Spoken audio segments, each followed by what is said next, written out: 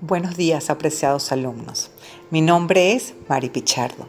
Estaré desarrollando con ustedes la unidad curricular clínica oftalmológica. El día de hoy hablaremos de la conjuntiva. El ojo es la ventana del cuerpo humano a través de la cual el hombre reconoce su camino y disfruta lo bello del mundo. Tocaremos temas como generalidades de la conjuntiva, recuento anatomofisiológico, exploración de la conjuntiva, exploración complementaria, conjuntivitis y su diagnóstico diferencial. Entre los objetivos tenemos explorar correctamente la superficie conjuntival, reconociendo la existencia de hiperemia, quémosis, hemorragia subconjuntival, exudación o secreción, y establecer la sospecha diagnóstica de conjuntivitis. Comencemos por definir conjuntiva. La conjuntiva es una membrana mucosa transparente que tapiza la superficie interna de los párpados, se refleja sobre la esclera anterior y termina en el limbo corneal. Constituye la mucosa ocular en contacto con la atmósfera y desarrolla una función protectora. En la conjuntiva se describen tres porciones: palpebral, vulvar, fórnix o fondo de saco. En la imagen podemos apreciar la porción palpebral que se designa como marginal, tarsal y orbitaria. Se fusiona con la conjuntiva del fondo de saco superior e inferior en forma de pliegues laxos. La conjuntiva vulvar está adherida a la cápsula de Teno y con ello a la esclerótica, presentando su adherencia más firme en una banda estrecha en el limbo esclerocorneal. La conjuntiva palpebral se adhiere firmemente al tarso, es más gruesa que la vulvar, empieza en la unión mucocutánea, delimita el interior de los párpados, se adhiere firmemente al tarso y es mucho más gruesa que la vulvar. La irrigación en el párpado inferior llega por las arcadas tarsales, mientras que la conjuntiva tarsal superior recibe la irrigación de las arcadas palpebrales. Su exploración es accesible a través de la simple inspección. La conjuntiva tarsal aparece tras la eversión del párpado superior o la tracción del párpado inferior. La conjuntiva del fondo de saco o fórnix está suelta, forma pliegues, y el fondo de saco inferior se caracteriza por tener menos vasos sanguíneos que el superior, pero mucho más tejido linfático y glándulas productoras de moco. Continuando ahora con la conjuntiva vulvar, esta se adhiere laxamente a la esclerótica. Su límite anterior es el limbo, zona de transición entre el epitelio conjuntival y corneal. Aquí observaremos las empalizadas de Vogt que contienen las células madres. Hacia la porción nasal de la conjuntiva observamos el pliegue semilunar o plica.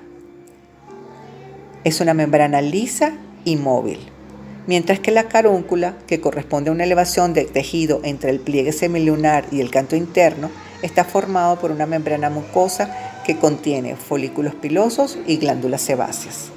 Desde el punto de vista histológico, la conjuntiva está formada por un epitelio, el estroma o sustancia propia. El epitelio deriva embriológicamente del ectodermo superficial. Es un epitelio pavimentado, estratificado, no queratinizado, que contiene células caliciformes. El estroma, por su parte, posee a su vez una capa adenoidea superficial que contiene tejido linfoide y una capa fibrosa o profunda compuesta por una retícula de tejido conjuntivo con fibras elásticas y vasos sanguíneos. A nivel de la conjuntiva encontramos dos tipos de glándulas: las secretoras de mucina, llamadas células caliciformes, y las glándulas lagrimales accesorias de Wolfram y Krause. Los signos físicos obtenidos mediante la exploración incluyen los cambios de color de origen vascular, la secreción y el relieve. Al considerar el diagnóstico diferencial de la inflamación de la conjuntiva, debemos tener en cuenta tres características: el tipo de secreción o exudado, las características de la reacción conjuntival y la presencia o ausencia de linfadenopatías. La secreción se compone de un exudado que se ha filtrado desde los vasos sanguíneos a través del epitelio. En la superficie de la conjuntiva se le añade una cantidad variable de restos epiteliales, moco y lágrimas. Según el proceso inflamatorio se desarrollan varios tipos de secreción: acuosa, mucosa o mucinosa, purulenta y mucopurulenta. La secreción serosa es transparente. Se trata de un exudado seroso de cantidad variable con aspecto de lágrima. Se asocia a conjuntivitis de origen viral. La secreción mucosa, compuesta por un exudado seroso que también contiene fibrina y moco. Se caracteriza por cordones blanquecinos en el fondo del saco conjuntival o en el borde palpebral, típica de las conjuntivitis alérgicas. La exudación purulenta, por otra parte, presente en las conjuntivitis bacterianas agudas o crónicas, se trata de un exudado rico en proteínas y fibrina, que se acumula sobre el epitelio conjuntival inflamado. Es espesa, abundante, blanco amarillento, con pus y aglutina las pestañas. La secreción mucopurulenta es una combinación de las dos anteriores. La inflamación de la conjuntiva produce hiperemia, dilatación y aumento de la permeabilidad vascular. ¿Qué podemos observar como reacción conjuntival? Podemos observar hiperemia, edema o quémosis, hemorragia subconjuntival, folículos, papilas, membranas, ya sean pseudomembranas o membranas verdaderas. Veamos cada una de ellas. Hiperemia. Ese enrojecimiento agudo o crónico de la conjuntiva se debe a la dilatación de los vasos superficiales de la conjuntiva. Es una respuesta inespecífica a varias agresiones, como inflamaciones debidas a una infección alérgica o a factores tóxicos. Con frecuencia se asocia a un aumento de la permeabilidad vascular que ocasiona edema difuso o localizado, infiltración o hemorragia subconjuntival. En esta imagen se puede observar el color rojo brillante de los vasos conjuntivales. Edema conjuntival, también llamado quémosis, se define como tumefacción translúcida de la conjuntiva vulvar y los pliegues de los fondos de saco. Las causas más frecuentes están en relación con un aumento de la permeabilidad vascular de origen inflamatorio y raramente hemodinámico o por proliferación de células linfoides. Hemorragia subconjuntival es la colección debajo de la conjuntiva por ruptura de vasos sanguíneos. Es una mancha plana, indolora, que no sobrepasa el limbo y no afecta la visión. No duele. Se denomina también hiposfagma. Folículos. Son elevaciones discretas, rosadas o de color gris pálido, por debajo del epitelio conjuntival. Son estructuras avasculares, redondeadas y levemente elevadas que miden de 0,5 a 2 milímetros de diámetro. Se desarrollan en el borde del tarso y el fondo del saco conjuntival como una respuesta inespecífica a la inflamación. Los folículos también representan una reacción linfocítica con centros germinales activos, similares a los ganglios linfáticos periféricos. La porción central del folículo es avascular. Los folículos son centros germinales linfoides con fibroblastos en el centro y pueden verse en la conjuntiva normal.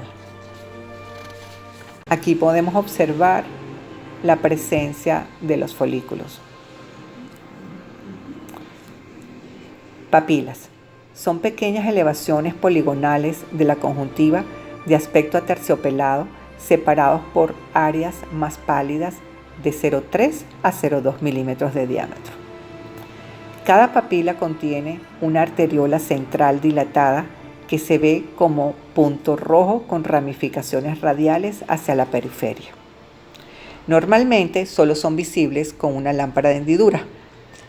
La respuesta papilar es un signo inespecífico de la inflamación conjuntival. Hablemos de las pseudomembranas. La pseudomembrana es un coágulo de fibrina y exudado sobre la superficie conjuntival.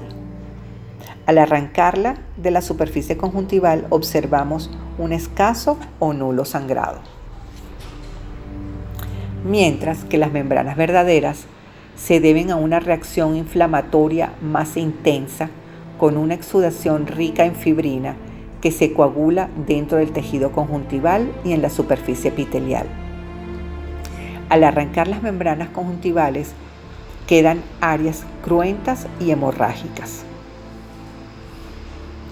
También es importante evaluar la presencia o no de linfadenopatías. El engrosamiento de los ganglios preauriculares es un rasgo de las infecciones virales o por clamidias, pero en raras ocasiones pueden estar presentes en las conjuntivitis bacterianas. Debemos tener presente algunas exploraciones complementarias como el frotis y los cultivos. Estos estarían indicados en conjuntivitis purulenta, conjuntivitis folicular, oftalmía del recién nacido e inflamaciones conjuntivales en las que el cuadro clínico no es suficientemente característico para sugerir un diagnóstico etiológico. Para realizar un frotis debemos tomar la muestra de tejido conjuntivo con una espátula de Kimura, bien de la zona en que la lesión es más aparente o más activa. Las muestras se colocan en portaobjetos para realizar la tinción de Gram o Giemsa. También podemos realizar cultivos. Las muestras se toman de los bordes palpebrales y del fondo de saco conjuntival con aplicadores estériles. Conjuntivitis. La inflamación de la conjuntiva es llamada también conjuntivitis. Es la enfermedad ocular más frecuente en el mundo.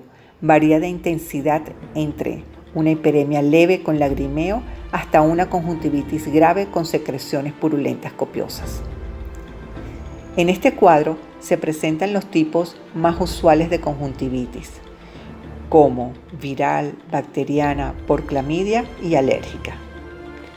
Sus características más resaltantes, por ejemplo, podríamos diferenciar una conjuntivitis viral de una bacteriana o alérgica por el exudado que tiene y la presencia de papilas o folículos. Pero esto lo desarrollaremos en la próxima clase. Finalmente, recordemos que la conjuntiva es una membrana mucosa transparente que tapiza la superficie interna de los párpados, se refleja sobre la esclera anterior y termina en el limbo esclerocorneal. Se describen en ella 3 porciones: palpebral, vulvar y fondo de saco. Histológicamente presenta epitelio y estroma o sustancia propia. Contiene glándulas secretoras de mucina y glándulas lagrimales accesorias. Al evaluar el proceso inflamatorio de la conjuntiva, tener siempre presente el tipo de secreción o exudado, las características de la reacción conjuntival y la presencia o ausencia de linfoadenopatías. Características que nos permiten orientar el diagnóstico etiológico de las conjuntivitis. Gracias.